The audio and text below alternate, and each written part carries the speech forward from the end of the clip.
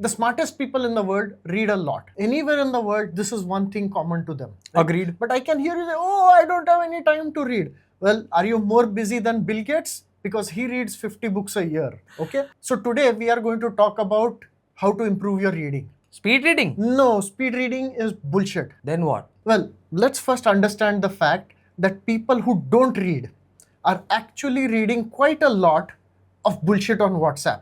And Yeah. we recently discussed that is spoiling your career and making you a bad person, right? Yeah.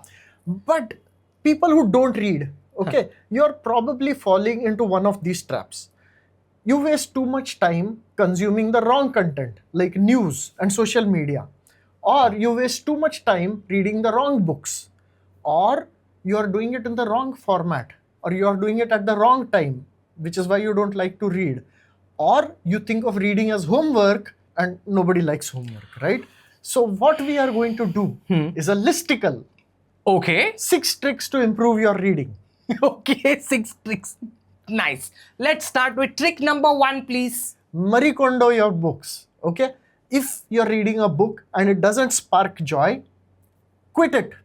I give you permission to quit a book that is boring. What sort of crossover universe is this? Future IQ and Marie Kondo, but I like it. And the advice is absolutely solid. If you don't like reading a book, quit it. There are a lot of people who feel very guilty about leaving a book. Once they have started it, they feel like they have to complete it, right? Yeah. It's like their parents looking at them saying, you're a bad boy if you quit the book. But that is not right. There are lots of books in the world. There are good books that you will enjoy reading. There is the book just for you. So there is no reason to stick with a dud. That is the sunk cost fallacy, and the psychology of that we have discussed in an episode. Yeah. Yeah, but Naveen, there are some books that take a little time to, develop into a good book. So you have to give them that lead time. What do you do? Well, if you're reading fiction, maybe that makes sense. You just give yourself a little more time, but still, you don't have to complete the whole book, right? Maybe some number of pages is fine. For non-fiction, there is a trick. Just skip forward a few chapters and see if it gets more interesting, right? Go back and forth. It is okay to jump all the way to the last chapter, see if that made sense, then come back to the middle. This is a trick recommended by a lot of good readers. Yeah. So trick number 2, there is no need to read your books in a sequential order of chapters. You can jump chapters, especially with non-fiction books. With fiction books, that becomes a little difficult. But yeah, with non-fiction books, no need to read them sequentially. Really, no need to read them sequentially. Yeah, one of the problems with books is that for them to be commercially successful, they have to be a certain length. So there's like a lot of filler material there. What you can do is look at the table of contents, see which part sounds most interesting, jump directly there, start reading. If it doesn't kind of make sense, you can go back to previous chapters. Sometimes you can just jump to the last chapter to get the conclusions and then use that to decide whether you need to go read some other chapters. Yeah, works for non-fiction books, not for fiction books. Well, for fiction, it might just make it like a thriller, right? So, suddenly you have like a Christopher Nolan fiction book instead of something else. Yeah. Yeah, you know already what happened, but now the question is, how did that happen? Okay. Moving on to trick number 3.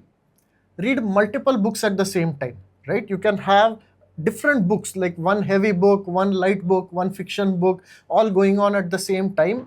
And you can match the reading to your mood. Some days you're in the mood for that heavy stuff. Some days you just want something light. And this way you can make progress on all of them at the same time. Plus, what will be happening is that this is like spaced repetition of the ideas in the books. Oh, but won't that cause multiple books to mix in my head and create jumbled storylines? I mean, in my experience, not really, because if the books are sufficiently different from each other, our brain quickly adjusts. Okay. Right?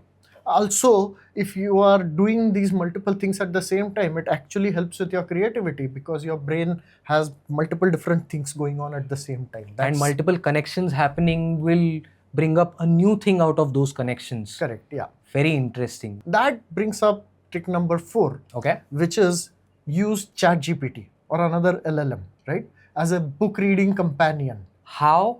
Well, if it's a classic, an old book, right, you can just directly start asking questions to ChatGPT. So while you are reading, you can ask ChatGPT questions and it will give excellent answers. If you are reading something and you have forgotten, oh, well, who is Peter? ask ChatGPT and ChatGPT will answer. If you are reading multiple books and you are at a certain point and you kind of forgotten the context, ask ChatGPT and ChatGPT will produce a one paragraph context for you and you are ready to go. Right? That's a very interesting trick and a very useful one. If it is a new book that ChatGPT doesn't know anything about, well, I mean, if you're reading on Kindle, you can just copy paste chunks into ChatGPT for further elaboration. And if you're reading a paperback, but if you have actually bought the book, then ethically it is completely allowed to download a PDF from LibGen, give it to ChatGPT, and then discuss with ChatGPT. The ethics of this are grey. I will leave all of you to decide what you want to do with it. We've just mentioned it. We are not essentially recommending it. But here is my question. Doesn't this take away the nuance of whatever you're reading? Will the LLM ChatGPT be able to recognize the nuance of it? Absolutely, it recognizes the nuance. But first of all, I am not saying that you don't read the book and only read ChatGPT summary. Okay? Right.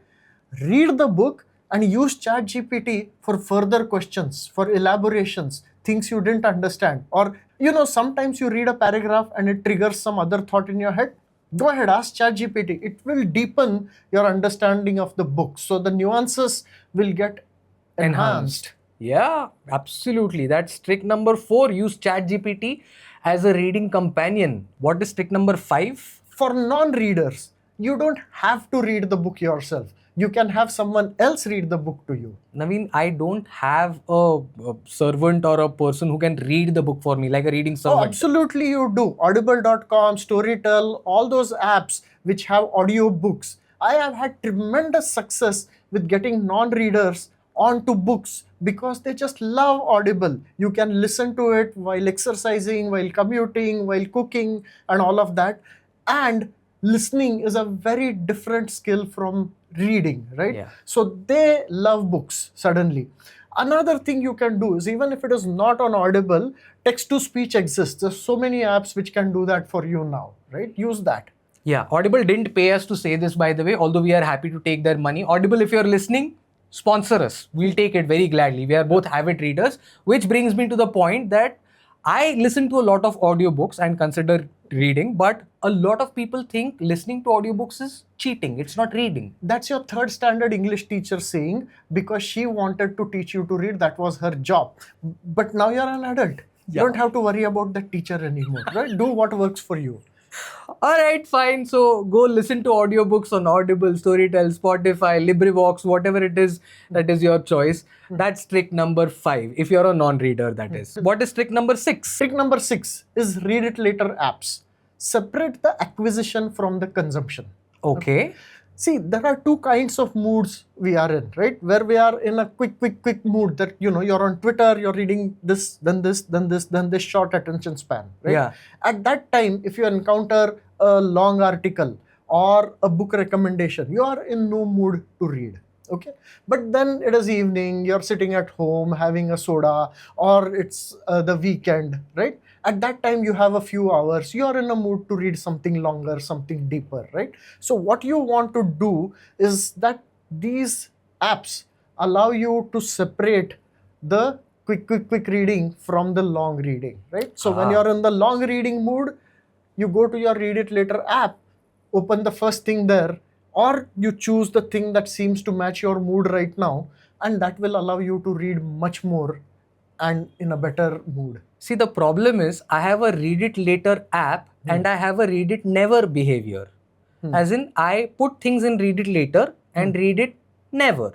That brings us to trick number 7. 7. Bonus trick. Do not feel guilty about not reading books. Okay? Really? It is completely fine to buy a lot of books and not read most of them, right? Really? In terms of money spent to ROI, books are one of the best thing you can spend your money on, even if you read only 1/10 of the books you buy.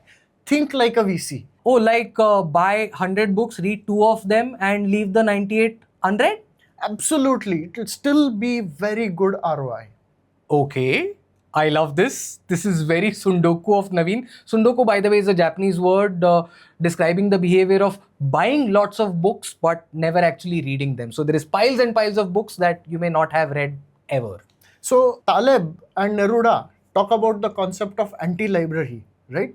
So you have a collection of books that you haven't read, you want to read, aspirational, right? So anytime the mood strikes you, there is something great you can read, and so you don't have to go and doom scroll. Which actually ties back to trick number 6, where he said separate the consumption from the acquisition.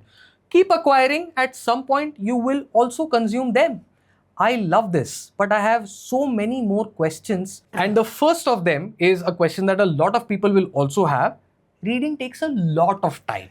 Initially, okay, when you're starting to read or you're not very used to reading, it takes more time, but the more you do it, the faster it gets. So it's like a muscle. Yeah. With exercise, the muscle gets stronger. And if you stop doing that exercise, the muscle grows weaker. So you'll need to do exercise again from the beginning to strengthen that muscle. So initially it will be slower, but you have to keep reading, keep at it, keep at it. But some people cannot develop a reading habit despite keeping at it. And I know some people who are like this. They just can't. Well, part of the problem is because they're falling into the traps we talked about in this episode. Right. Use the tricks in this episode, that might work. But the most important one might be the audio one. A lot of people who can't read are completely happy with listening. So yeah, you should go about that. So is there like a good type of book or series of books that can sort of be the beginning exercise of developing that reading muscle? Yeah, I mean, see, first start with short, breezy books, simple language, nothing too heavy. Don't make it too aspirational, right?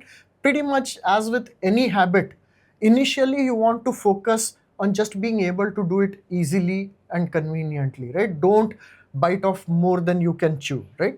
There is no such thing as bad reading. All reading is good. So just pick whatever is going to be most easy for you, right? If you like romance novels, do that. If you like detective stories, do that.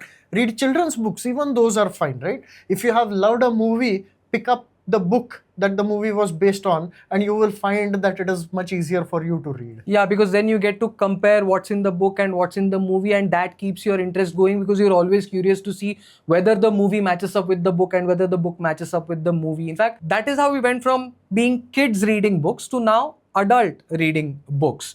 But the problem with kids these days, as I see it, is that they read a lot of trash, like absolute trash. See, one of the most important things about reading Yeah. is that any reading is good compared to a lot of other things you could be doing, right? Really? So one thing I tell parents all the time is if your kids are reading, let them read. Doesn't matter what it is. Any amount of trash is fine. Over time, they will slowly migrate to better stuff, right? The reading muscle needs to be developed. That is more important than the content. Content will happen later. Fine, and that makes absolute sense to me. But then the last problem I have is that I tend to forget a lot of things that I have read. I have two answers to that. Okay. One is that it is not necessary that you remember everything you read, okay? Even if you've forgotten everything, if you engage with the book while reading, it will have changed some things in your brain. It will have changed some way you view things. And that is enough. That is the point of reading, if you even don't remember the details, right? Okay. The other thing is that if you want to become much better at reading, or more accurately, getting much more out of your reading, then a great thing to do is don't just consume. You also create along with your reading. So you will remember better if you teach whatever you have learned to someone else, right? Another thing you could do is you could use spaced repetition to remember the things you have learned. Take notes, put them in an Anki or something like that. Anki being an app that we've also previously talked about on the channel on another episode, where you basically create cards, flashcards, and then you revise those flashcards in a spaced repetition manner. The spaced repetition being an episode we have done where we've spoken about the Anki flashcards. And finally, a great way to retain all your reading and really understand it properly is to create a YouTube channel where you explain that to people. Yeah, I wonder who else has done that. Yes. And if you're wondering the same, do let us know if anybody else has done that. Srikanth, Naveen, Future IQ.